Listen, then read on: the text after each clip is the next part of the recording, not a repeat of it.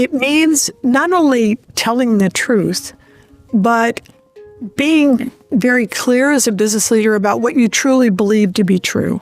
What do you value? We use a lot the language of values at the Aspen Institute. Sometimes I think that just floats over our head.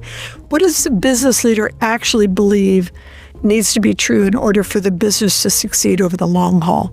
That's what we're talking about here. I think it was Sinclair Lewis, was it, who said, it's hard to get a man to understand something if he's being paid to do otherwise.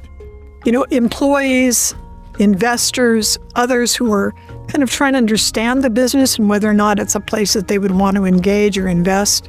They're trying to understand, is this a consistent story?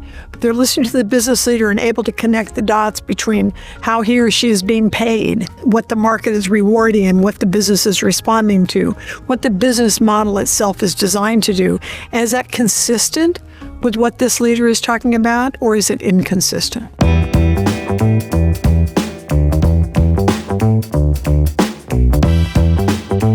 Hi, I'm Judy Samuelson. I'm the Executive Director of the Aspen Institute Business and Society program. I think a lot about business leaders, and I'm happy to have a chance to kind of talk about what I think about business leadership. Language really matters.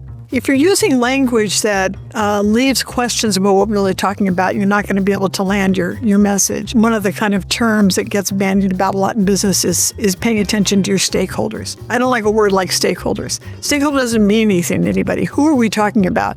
And I think when it comes to business leaders, if they're talking about their employees as stakeholders, if they don't deeply understand how critical the workforce is to the enterprise and its ability to produce and sell and create value over the long haul, they're missing the point. So if they're kind of wrapping up the employees as just somebody else they need to pay attention to and not understanding that they are the business, I think there's more work to do. You can't talk about everything.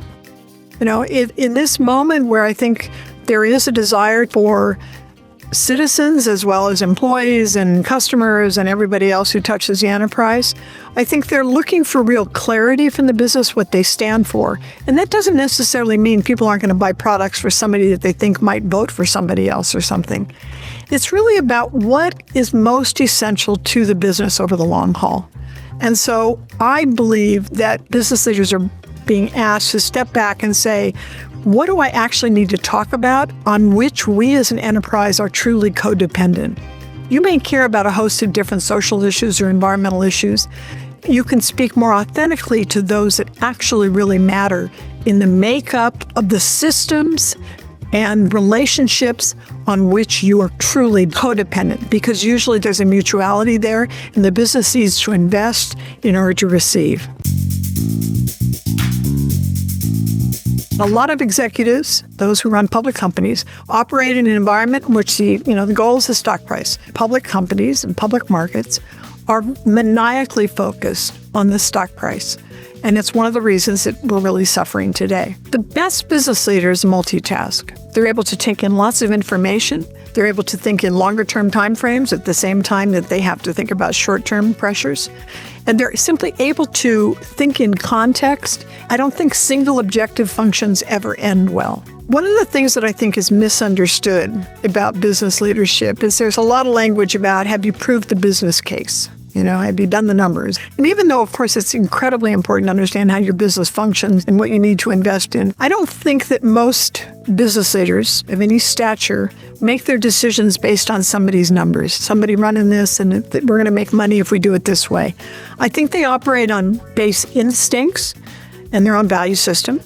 But I think they're also influenced by chance encounters with an employee in the parking lot, or a conversation with their kid at the dining room table, or maybe an NGO that kicks them in the rear and gets them thinking about something that they hadn't prioritized before. There's lots of influences on business leaders. They all matter in the end. And the business leader who's able to take those kinds of things in and actually think differently as a result of understanding the context better is going to be a better leader. I think the advice I'd give to somebody who is moving into a leadership role is that there's a difference between persistence and patience.